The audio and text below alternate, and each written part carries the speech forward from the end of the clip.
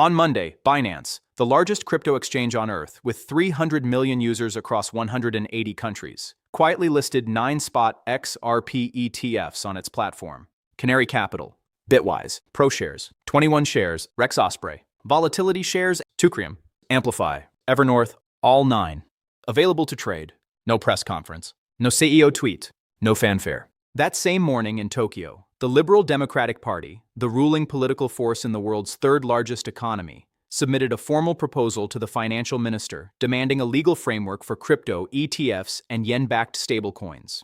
And buried in that proposal? A direct architectural reference to the XRP Ledger. And while you were watching Bitcoin bleed from $70,900 down to $65,700, while $1.7 billion in leveraged positions got liquidated in a single 24-hour window, something else happened that almost no one is talking about. A leaked DTCC participant list surfaced. And sitting on that list, right between JP Morgan, Goldman Sachs, Citi, HSBC, Deutsche Bank, Charles Schwab, Fannie Mae, and Freddie Mac, was a new name. Entry number 9388. Ripple. 3 events, 3 continents, 1 trading day. The mainstream financial press is treating these as unrelated stories. They're not. They are 3 coordinated pressure points of the same operation. And by the end of this video, you will understand exactly what is being built and why the window to position yourself before the institutional gate closes is measurably, mathematically shrinking. Let me pull back the curtain. Welcome back. If you're new here, this channel exists for one reason: to decode the signal beneath the noise in the digital asset markets. Not hopium, not moonboy fantasies. Structural analysis. Today, we are dissecting the most underreported convergence event of 2026 so far, and what it tells us about where the smart money has already positioned. Let's get into it. Here's the hard truth. 95% of retail investors are staring at the wrong screen. They are watching candlestick charts on a 15-minute time frame and concluding that nothing is happening. But the asset class isn't built on candlesticks. It's built on 3 layers, and right now all 3 are being assembled simultaneously, and almost in silence. Layer 1 is the access layer. This is what Binance just did. Listing 9 XRP spot ETFs on the world's largest exchange isn't a product launch. It's an on-ramp upgrade. Think about the math. Coinbase has roughly 110 million verified users. Binance has approximately 300 million. That means the total addressable on-ramp for regulated XRP exposure just nearly quadrupled in 24 hours. And these aren't speculative degens. ETF buyers are a fundamentally different demographic. Pension allocators, RIAs, family offices, retail investors using brokerage wrappers, and crucially, jurisdictions where direct crypto ownership is restricted but ETF ownership is permitted.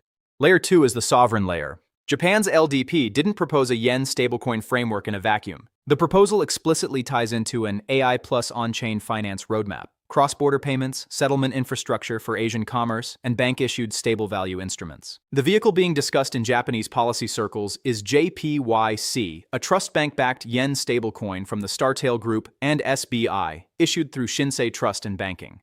SBE. The same SBI that has been Ripple's strategic partner since 2016. The same SBI remit that just announced it crossed 2.5 trillion yen in cumulative cross-border remittance volume. The same SBI preparing to deploy RLUSD in Japan through its licensed exchange this quarter. Japan is not considering the XRP Ledger as an option. Japan is building toward it. Layer 3 is the settlement layer. And this is where the DTCC participant list becomes the loudest signal in the room. The Depository Trust and Clearing Corporation processes over $2.5 quadrillion in securities transactions annually. It is the postal service of American capital markets. To be a direct participant, not a downstream client, an actual participant, you need to clear regulatory, capital, and operational thresholds that take traditional firms decades to achieve. Ripple, through its Hidden Road acquisition now operating as Ripple Prime, just walked through that door alongside JP Morgan and Goldman Sachs. A crypto-native prime broker is now wired directly into the same post-trade backbone that clears equities, fixed income, and repo financing for the entire US financial system. You see the pattern yet? Access, sovereign, settlement, top, middle, and bottom of the financial stack, all activating in the same week. Let's do the math, because this is where prediction ends and arithmetic begins. XRP has a fixed total supply of 100 billion tokens. No more will ever be minted. Of that, roughly 55 billion are in circulation. Ripple holds approximately 37 billion in escrow, releasing 1 billion per month, and consistently relocking 700 to 900 million of that release back into escrow. November's release? 700 million XRP went straight back into escrow. That is not the behavior of a company preparing to dump. That is the behavior of a company that knows what it is sitting on. Now layer in demand. The global cross-border payments market processes roughly $150 trillion annually. The Forex market clears $7.5 trillion every single day. The tokenized securities market, which Citi just projected will grow from $17 billion today to $5.5 trillion by 2030, is the wave that XRP Ledger infrastructure is being explicitly positioned to ride. Here's the math the retail crowd ignores. If XRP captures just 0.5% of annual cross-border payment volume, that is $750 billion of throughput annually. Against a circulating supply that, when you subtract long-term institutional lockups, escrow, and lost wallets, has a liquid float of roughly 30 to 35 billion tokens. The velocity math alone, the value per token required to move that flow without catastrophic slippage, does not work at current price levels. It is not a prediction. It is a design requirement. And here is where it gets sharper. The DTCC announced it begins rolling out 24/7 equities trading on June 7th, 4 days from now. Now, I want to be precise. This initial rollout settles through existing Fedwire and NSCC central counterparty infrastructure, not blockchain. The mainstream coverage is overstating the immediate blockchain component. But the structural shift it represents, moving U.S. capital markets to continuous trading hours, creates the operational conditions under which tokenized settlement rails become not just attractive but necessary. You cannot run a 24/7 global market on T+1 batch settlement forever. The infrastructure has to evolve. And the infrastructure being quietly tested for that evolution is sitting in the DTCC participant list at entry 9,388. While retail panic sold through Monday's liquidation cascade, the institutional signal got louder, not quieter. XRP spot ETFs pulled in $15 million in net inflows last week, while Bitcoin and Ethereum products bled. Bitwise led with $9.3 million. Canary Capital added $2.38 million. Total assets under management across XRP ETF products now sit at approximately $1.20 billion, with $471 million in cumulative historical inflows. Those are not retail FOMO numbers. Those are allocator numbers, methodical, calendar-driven, mandate-constrained capital that does not move on sentiment. Then there's the institutional architecture itself. Brad Garlinghouse said it plainly in an interview just days ago, and I'm quoting his framing here: "The winners will be the ones who own the underlying infrastructure." That was not a marketing line. That was a thesis statement from a CEO who just spent $1.25 billion acquiring Hidden Road, the largest crypto acquisition in history by a native crypto firm, specifically to secure prime brokerage access to traditional financial markets. Hidden Road now uses RLUSD in its operational treasury. RLUSD is settled on the XRP Ledger. The connective tissue is being woven in real time. Ask yourself a brutal question. Does Ripple acquire a $1.25 billion prime broker, integrate RLUSD into its operational rails, and secure DTCC participant status? 3 moves that collectively cost hundreds of millions in capital and years of regulatory work, without absolute conviction in what comes next. Institutions don't gamble. They position, and the positioning is now visible to anyone willing to look. If this analysis is helping you see the structure beneath the noise, if you're starting to understand why the headlines and the reality are telling completely different stories, hit that subscribe button and drop the word structure in the comments. I want to know who actually made it this deep into the breakdown, because what comes next is where most analysts won't go. The catalysts are no longer theoretical. They are on the calendar. June 7, 2026, DTCC begins 24/7 equities trading rollout. Operational pressure for continuous settlement infrastructure intensifies immediately. Q2 2026 close this month. SBI is scheduled to begin RLUSD deployment in Japan through its licensed exchange. The first major non-USD stablecoin native to the XRP Ledger goes live in the world's third largest economy. Pending H.R. 3633, the Clarity Act. Reported out of the House Financial Services and Agriculture Committees in June 2025, the bill establishes CFTC jurisdiction over digital commodities with a mature blockchain framework.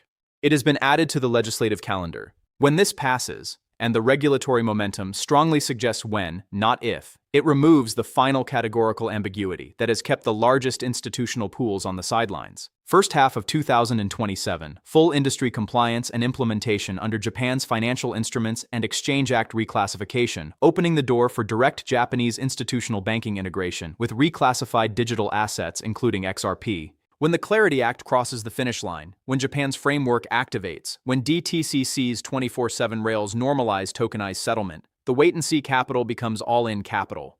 And the wait-and-see capital is measured in trillions. We are transitioning from an era of abundance to an era of scarcity, and most people will not notice until it is over.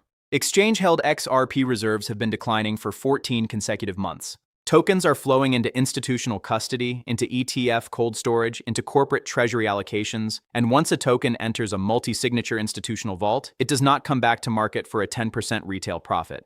It is gone. It is structurally absorbed.